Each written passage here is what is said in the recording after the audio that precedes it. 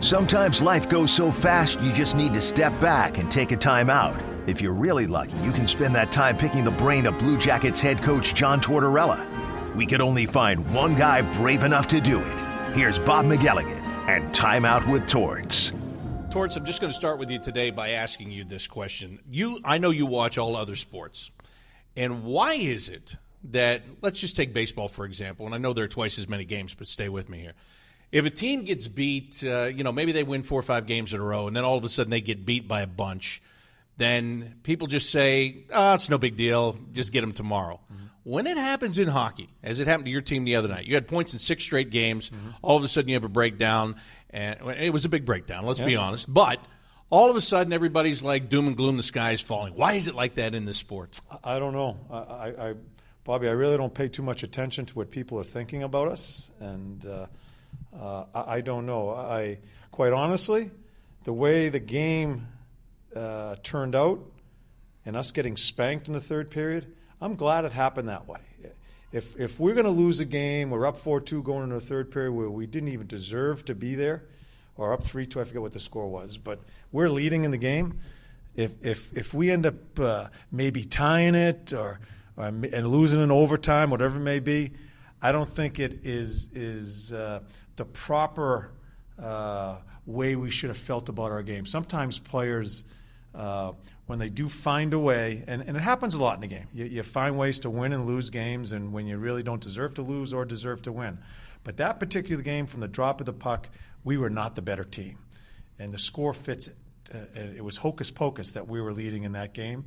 So I'm kind of glad we got spanked, because I think it resets you right away.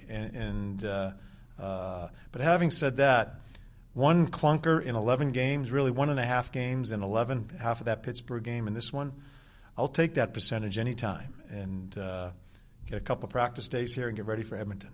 All right, the power play is something that we have to talk about. Absolutely. Because it is almost – there are times – and if you disagree, I understand, but I think there are times it's almost a detriment during a game to you. Yeah. You have momentum going. Yeah. You get a power play. It's when you're supposed to really take that momentum and turn it into something, even if it's just really good chances and not a goal. Yeah. But your players look almost paralyzed to an extent on the power play right now. As you look at it, what the heck's going on? Yeah, we don't look nervous. We look slow. We look deliberate. We're not into any type of attacking. And having said that, we give up 3 breakaways. Forget about not scoring or having any type of action in the offensive zone. We can't give up what we gave up. Well, especially when they score the winning goal, as it turned out there. So before that goal was scored, you look at Murr, you look at Borky, you look at Cam. Their feet are planted in the ice. There is no movement, no legs at all. It's 3 people that really don't want the puck. That's where it's at right now. It's a lack of confidence. It's a lack of movement. It is not good, and that falls on me. I've got to try to get people in the right positions to maybe help them out and get them to where they feel better about themselves in being creative. I'll give you the thought on a power play. The structure comes in, Bobby, on a power play from the coaches is the breakout and the entry and how you get it back. That's a big part of coaching a power play. Getting in the end zone, getting into a setup, and then we kind of let them run on their own a little bit from there. We give them tendencies of what to expect as far as penalty kills in the end zone, but we want them to be creative. And I just don't think we have any creativity. We're afraid to make a play through the seam and make something happen. We're just too careful with it. And Edmonton, we're going to have some different groups, some different people are going to go on it. I have really held on to basically our top guys staying on it all the time for quite a while now, for a couple of years. We're going to try some different things here and see if we can just get some sort of juice off of it. And to me, the most concerning thing that you just said right there, 2 guys that are supposed to be some of your top scorers, Oliver Bjorkstrand and Cam Atkinson, standing still. And they don't want the puck. They didn't want the puck. It was, give it to Murr. Okay, Murr, go give it to Cam. Cam says, no, Murr, I don't want it. I'll give it back to you. No one moved. You have to move to make the defense to react to you so things open up. And, and we've got good players. I'm not blaming a power play on lack of skill. We have some really skilled players. We got to get them more relaxed in allowing themselves to play. I think successful power plays are, you have the foundation of what you think they're going to do, killing penalties, but then you got to play hockey. In hockey, even with penalty killing, it's not all the things that are written up on the board prior to the game. It's just kind of instinctive hockey. I think we've got to be more instinctive and more creative just off of what we see. Yeah, and there's, as you were just talking about, you're going up top with a puck. 3 guys are playing with it. There's 2 other guys down low. They're not even getting a chance. No. I'm saying, and I told Lars after the game, I'm under my breath. I'm saying, oh my gosh, are we deliberate? As we're making those plays, and as that came out of my mouth, in my head, I didn't say it out of my mouth. I said it in my head. There's Hayes. He picks Cam's pass off, and bang, he's gone. Corpy makes a great save too. It just happens that Hayes has such a reach. He's still there and bangs in the rebound. And it's not good. And the onus is on me to try to get this to work more consistently. Brad Larson is a guy that's been here with you, and you've made it known that he runs a power play, and many times that's when it's working really well. Yes. And you're trying to get him the praise that he deserves for that. Then, as a coach, I don't have to tell you. In fact, we just talked about it last week. You're on the other side. When it's time when things go wrong, you're going to be in the firing line. Yeah. How much do you want that to be more on you instead of on Brad Larson? Well, it should be on me. I am the head coach of the team.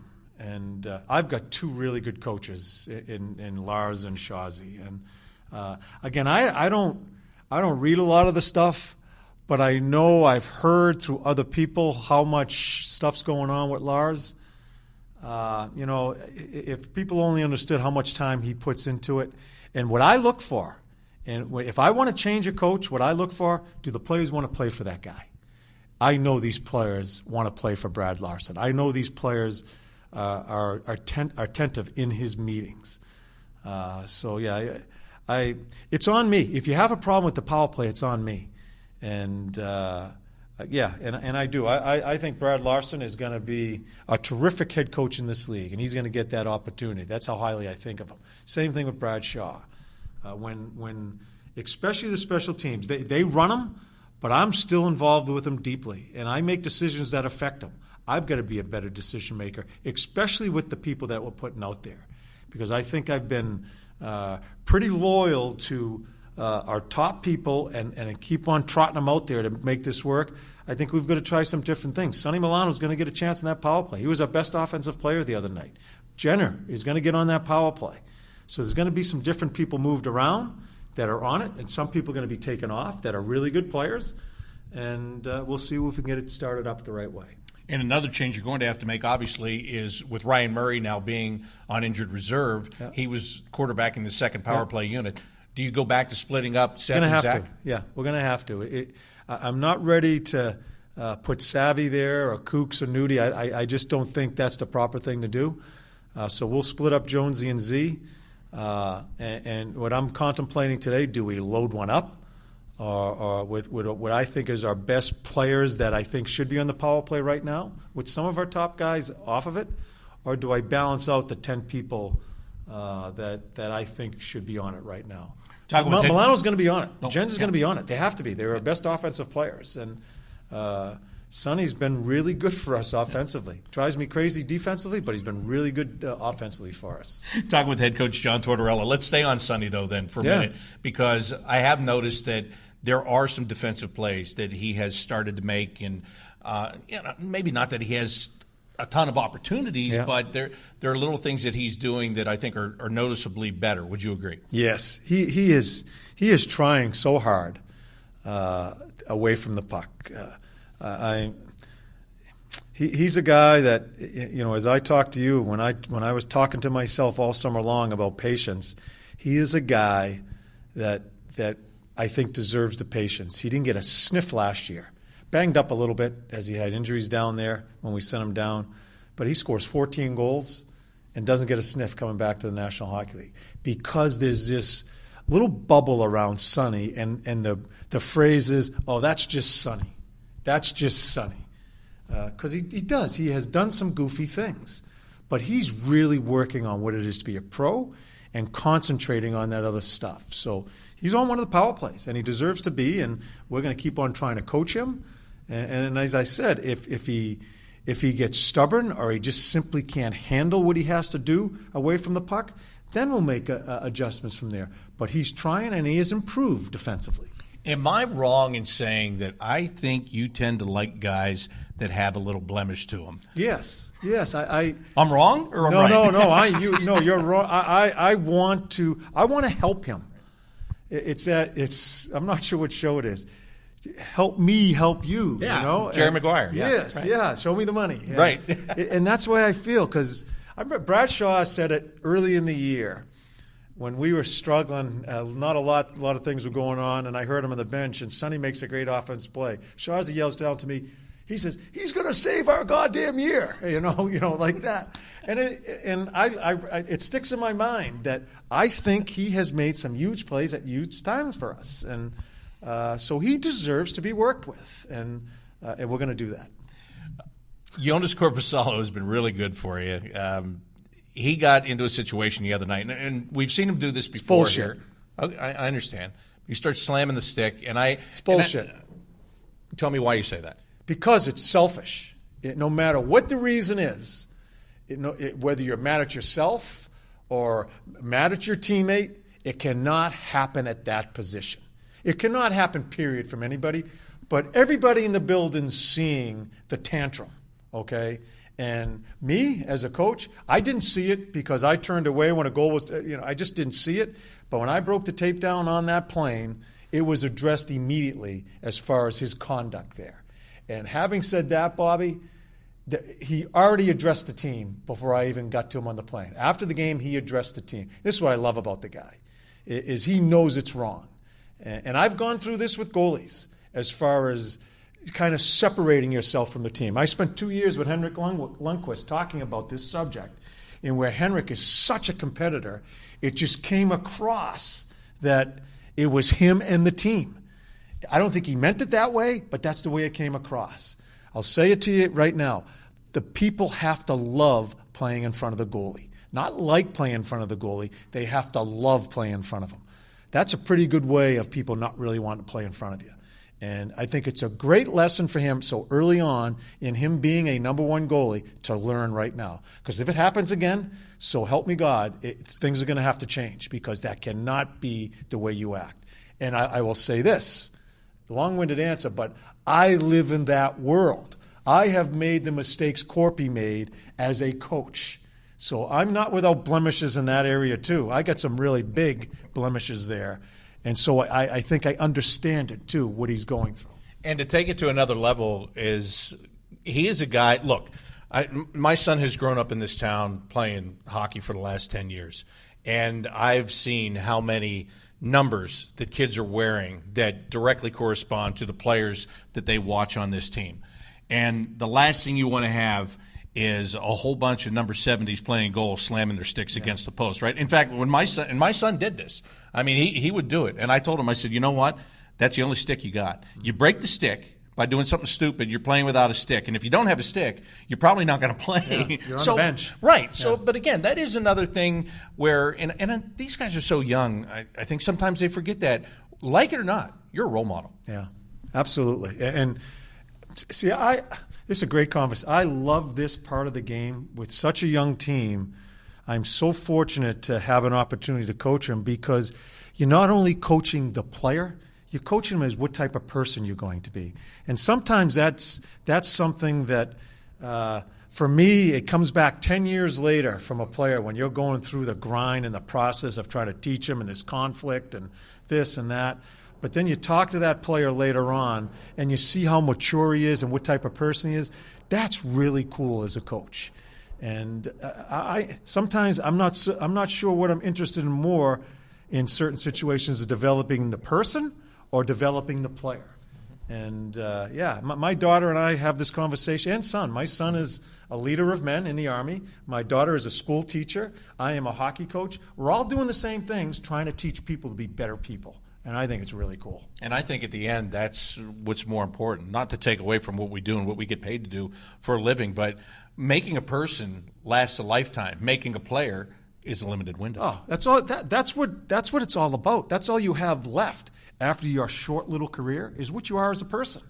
And I love that about the coaching. The X's and O's, Lars and Shazi, they do a lot of that. I like doing this part with the mind and how you teach the person to be as good a pro as he possibly can and as a better person for just being the right type of guy, right type of dad, or whatever it may be in the public. Yeah, but that's because you're older and you have those blemishes. That's helped you along the way. I got zits all over my face from that stuff.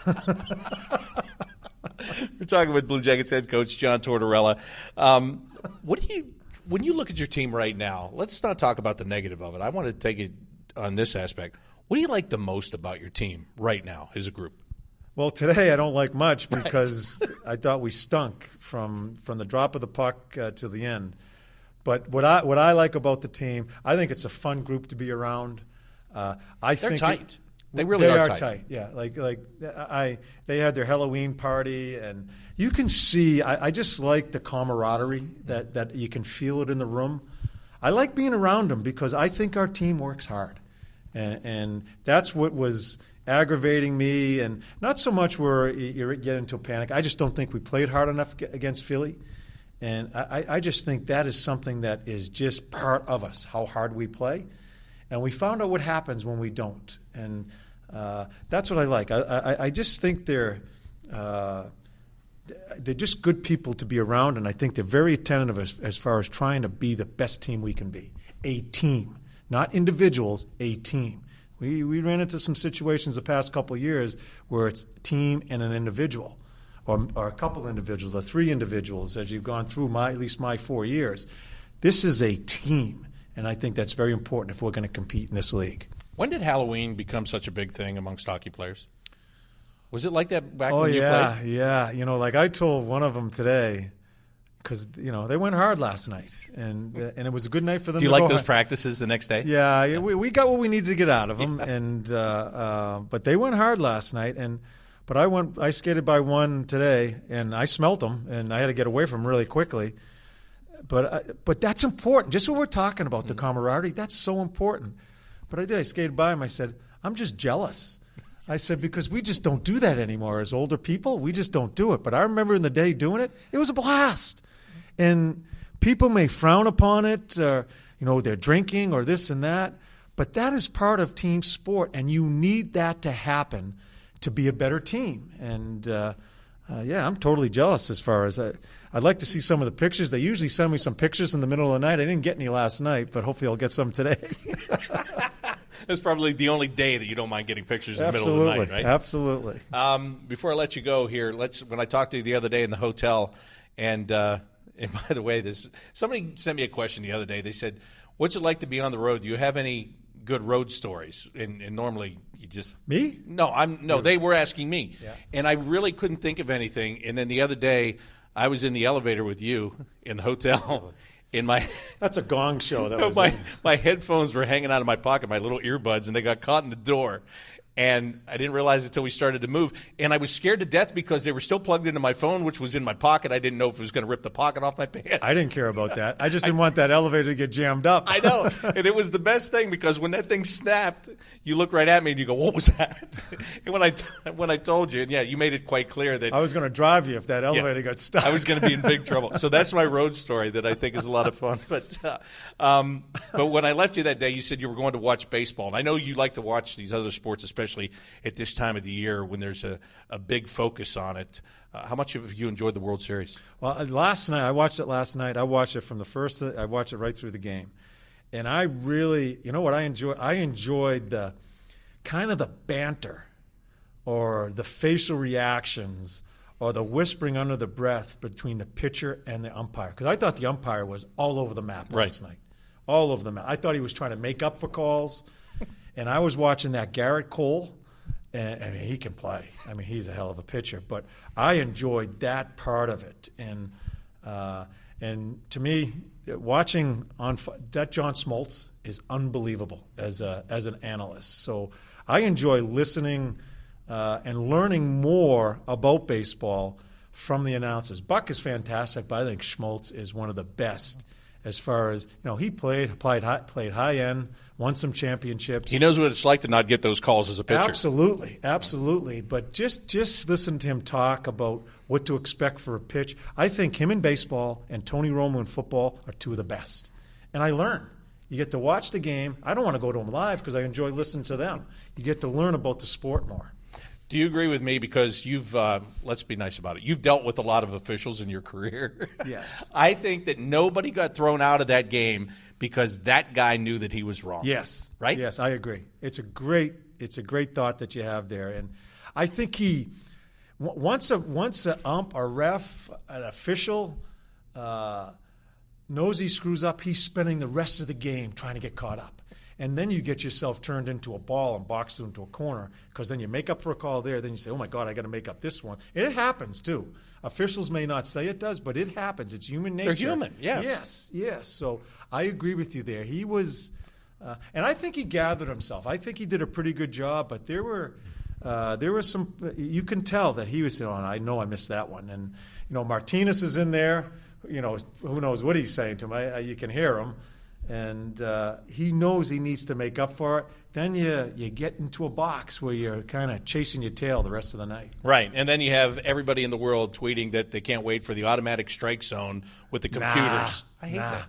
Because as frustrating as it is to watch, it's still people. Yes. Right? And you need that in sport. Yes. You need that human element because it all comes out in the wash. It evens out eventually. And that was the most fun for me was – with Garrett Cole and the umpire during that little stretch there, he didn't say anything, but you could tell he was burning a hole through him on one. Then there was one he says, whatever he says to himself, and how he gathered himself and then it pitched really well. So yeah, it was fun to watch last night. The only thing I did feel bad about that guy for is he may never work another huge series again. Yeah, because here's the truth, and you know this, and maybe I can get you to talk about it. These guys are under tremendous scrutiny, tremendous pressure, and especially when you get into the playoff situations and you get on a big stage, there's a lot of pressure to get it right. Yes, yeah. I'm going to tell you a story what happened last year. Remember, there was a lot of bad calls last year. I think the interference call and a face-off, ends up being a 5-minute penalty, and I think Vegas scores like 4 power play goals. I think it was Danny O'Halloran. And I think it was Danny. Danny's one of the best refs in the league. And then Danny just gets knocked out of the playoff picture because of that. I think there was some discipline, and I'm not questioning anybody, but I think we lost one of the best refs, and it was still early on. It was still first round, I think, at that time. And I think we lose one of the best refs as the playoff rounds go on. And I think there were some refs that had to go in place of Danny that did not belong there. So I think we've got to be really careful when a guy has a tough night to look at his whole body of work and how he handles the managers, how he handles the coaches, and all that, because there's a lot of other things that come into play, not just the one bad call. There's a lot of things that come into play, especially in the World Series, hockey playoffs, or whatever it may be, that you got to really remember that this guy handles really well. So, as mad as I get at the referees at certain times, it is a hard job, and I think they do a really good job. I really do. But you got to fight for your team too, Bobby. At certain situations, you got to try to turn them to get a call your way. It's part of the strategy as a coach. So there's a lot of things that come into play. I know. I would have been thrown out of that game if I was a manager. There is no doubt about it. No doubt. All right, Torts, I got one last thing for you. This past weekend, you mentioned your son earlier. We know that your son is in the military, a very proud military member. You're very proud of him and everybody else there and what they do. There was a big raid over the weekend where one of the top terrorists in the world was taken out. It was taken out by a special forces unit. They don't get a lot of play. They don't get a lot of mention. But when they do something like that makes the world a better place, it's much deserved. Yes, it is, and it just seems like more and more, because remember years ago, nothing was given out there as far as who ran that mission and who succeeded in that mission. It seems more and more, I think there is some more information coming out about who ran it and who went about the business. In a general term, what they're doing, it's a different person that's able to do the things that these guys are doing, and women. So yeah, it's a very emotional one for me because of the past 7 years my son's been in, and I've learned more and more about it, and more about the bad things that are going on with some guys that have been hurt, and also the good things that they're doing. So I can't explain to you how much respect I have for them, and how there's information getting out there, but really there is so much more that they're doing that people don't know, and I don't know either, but I get a little bit more.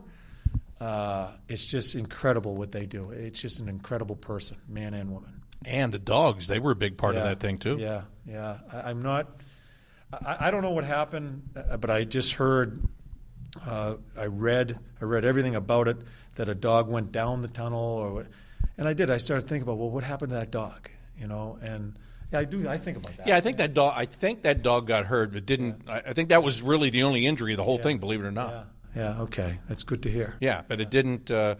Everybody survived. Yeah. Every living being survived. Yeah, and listen, I get a lot of questions asked about it because I think it's a little public what my son is doing, and I'm not trying to get on a soapbox here. I just can't explain it in words as far as what they do to get ready for this, let alone do the missions. And so I had an opportunity to have people talk to our team about it. So it's really cool for our team to put things in perspective as far as our little freaking entertainment world here we're in versus the real stuff that's going on. Well, that's why I wanted to ask you, because I know you can put it in perspective well because of your son being there. So thank you for that. I appreciate that. Yeah. All right. That is head coach John Tortorella. That's this week's edition of Timeout with Torts. I'm Bob McElligott.